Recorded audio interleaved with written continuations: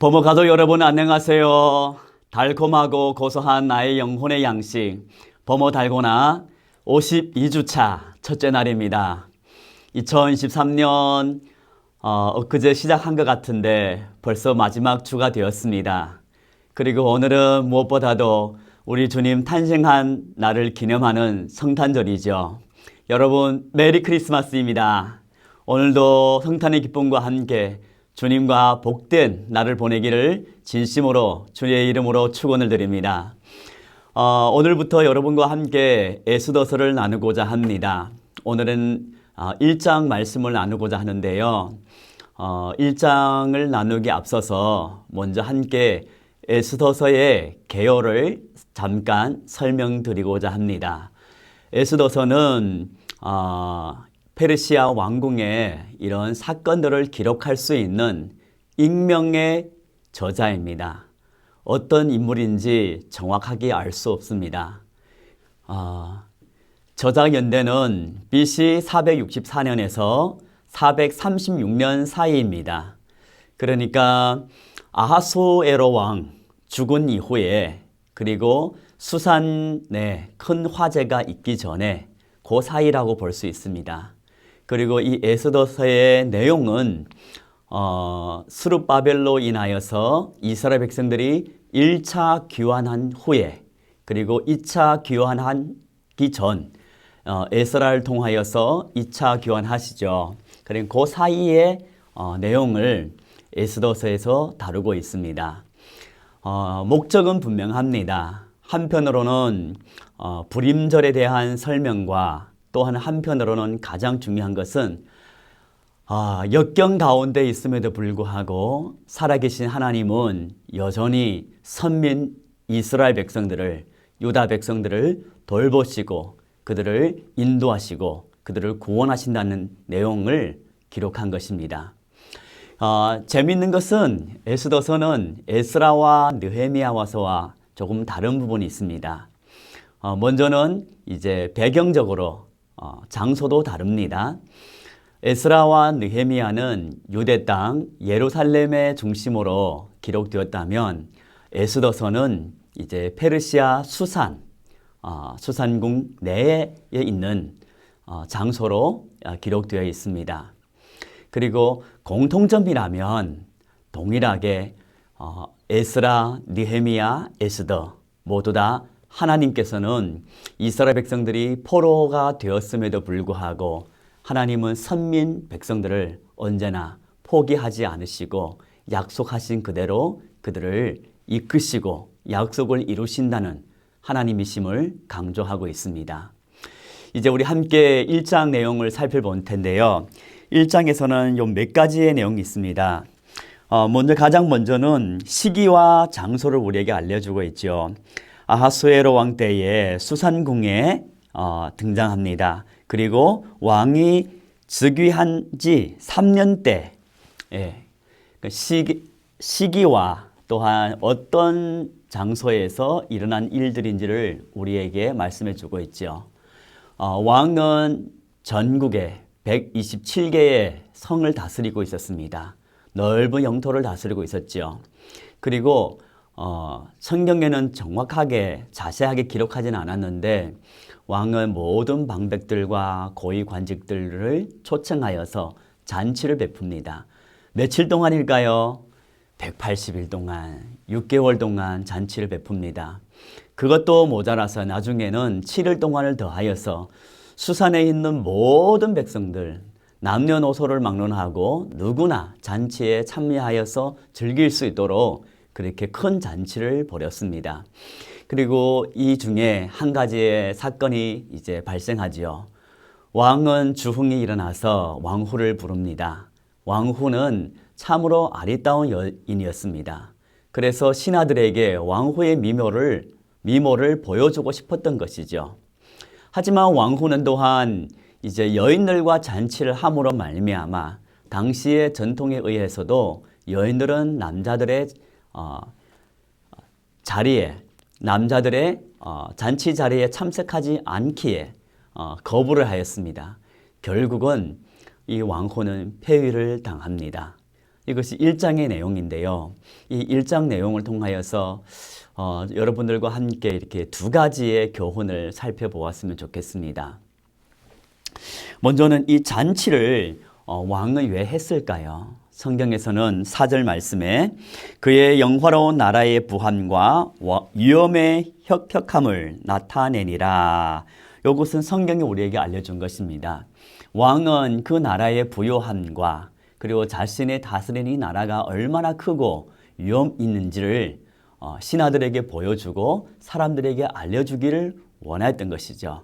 그러니까 과시죠. 자랑이죠. 한편으로는 교만이라도 볼 수 있습니다.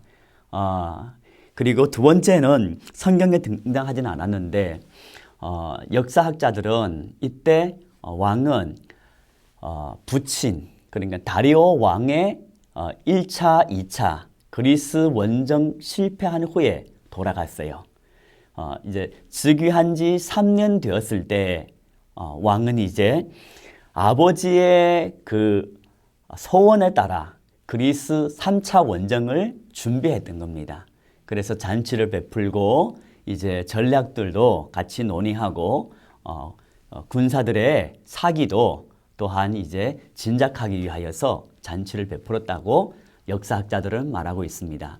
아무쪼록 자신을 과시하기 위하여서든지 전쟁을 위하여서든지 여기에는 분명히 그의 내면의 탐욕을 우리는 살펴볼 수 있습니다.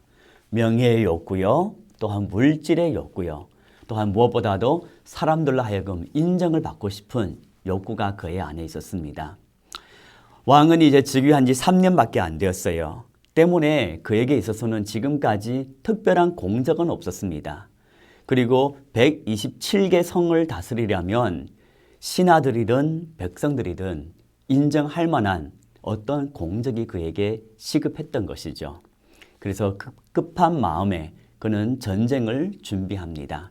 그리고 이 전쟁에 걸림이 되는 모든 것, 무엇보다도 자신이 인정을 받고 사람들로 하여금 칭찬을 받는 이 일에 걸림이 되는 거라면 그는 거침없이 그것을 제거하였습니다.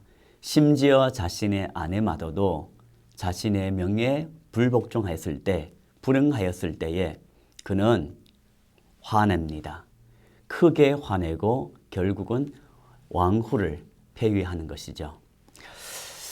여러분, 혹자는 이런 말이 있었습니다. 혹자는 충동은 마귀라고 하였습니다. 우리가 화를 낼 때에 어떤 결정을 내려서는 안 되겠죠. 그런가 하면 아하수에로 왕에게는 그에게 권력이 있었음에도 불구하고 명예가 있었음에도 불구하고 이렇게 계속해서 인정을 받고자 하는 욕망은 그의 안에는 결코 사라지진 않았습니다. 왜 그에게는 이런 평안이 없고 계속해서 불안하고 이런 욕구가 솟구쳐 올라왔을까요? 무엇보다도 그의 안에는 하나님이 없었습니다. 그는 어쩌면 여호와 하나님이란 이름을 들어본 적은 있을 수 있습니다. 그러나 이 하나님은 그와 인격적인 관계가 없을 뿐더러 그는 이 하나님을 자신의 구주로, 자신의 주인으로 받아들이지 못했던 것이죠. 그가 의지했던 것은 늘 눈에 보이는 것, 손에 잡히는 것, 이런 것을 의지하였습니다. 권력, 부요함, 사람들의 칭찬과 인정, 볼 수 있고 들을 수 있고 만질 수 있는 것. 하지만 그 또한 잘 알고 있습니다. 이 모든 것들, 보이고 들리고 만질 수 있는 것은 언제나 불안하다는 것을, 불완전하다는 것을, 언제든지 사라질 수 있다는 것을 때문에 그의 마음에는 늘 불안한 것이죠. 그래서 누군가가 자신의 이런 평안함을, 내면의 이런 욕구를 거슬린 자는 그는 제거하게 된 것이죠. 그러나 저와 여러분의 우리의 삶에는 정말 감사하게도 예수 그리스도가 계십니다. 무엇보다도 우리를 사랑하시는 하나님이 계십니다. 우리가 어떤 상황에 놓여 있어도 아무리 초라한 모습 상황 가운데 있어도 하나님은 우리를 포기하지 않으십니다. 주님의 사랑은 변하지 않으십니다. 때문에 우리는 어떤 상황 속에 처해 있더라도 마음에 예수 그리스도로부터 하나님의 변함없는 사랑으로부터 안식을 누릴 수가 있는 것이죠. 우리의 손에 잡히고 우리의 눈에 보이고 우리의 귀에 들리는 것을 의지하기보다 이 한 해가 저물어가는 시점에 저와 여러분의 삶에는 우리 마음 중심에는 영혼 깊은 곳에는 오직 예수님으로 변함이 없으시고 흔들리는 그림자도 없으시는 예수님으로 만족하고 안식을 누리는 복된 저와 여러분 되기를 주님의 이름으로 축원을 드립니다. 크리스마스입니다. 하나님께서 우리를 사랑하는 증거로 예수 그리스도를 이 땅에 보내주셨습니다. 그리고 그 사랑은 아무도 끊을 수 없습니다. 어떤 피조물이라도 끊을 수 없습니다. 여러분, 날씨가 많이 춥죠? 한 해 동안 우리가 이루지 못한 소원이 있을 수 있습니다. 그리고 지금 어쩌면 추운 날씨 가운데 크리스마스임에도 불구하고 고통 가운데 계신 성도님들 또한 분명히 계신 줄로 믿습니다. 그럼에도 불구하고 우리의 삶에 아무리 힘들더라도 예수 그리스도로 만족하고 예수 그리스도를 바라보며 무엇보다도 지금도 인자한 눈으로 나를 바라보는 주님을 바라보고 주님을 소망하며 주님 앞에 나아가 안식을 누리고 새 힘을 얻는 저와 여러분 모두가 되기를 진심으로 소망합니다. 여러분, 오늘 하루도 메리 크리스마스입니다. 샬롬.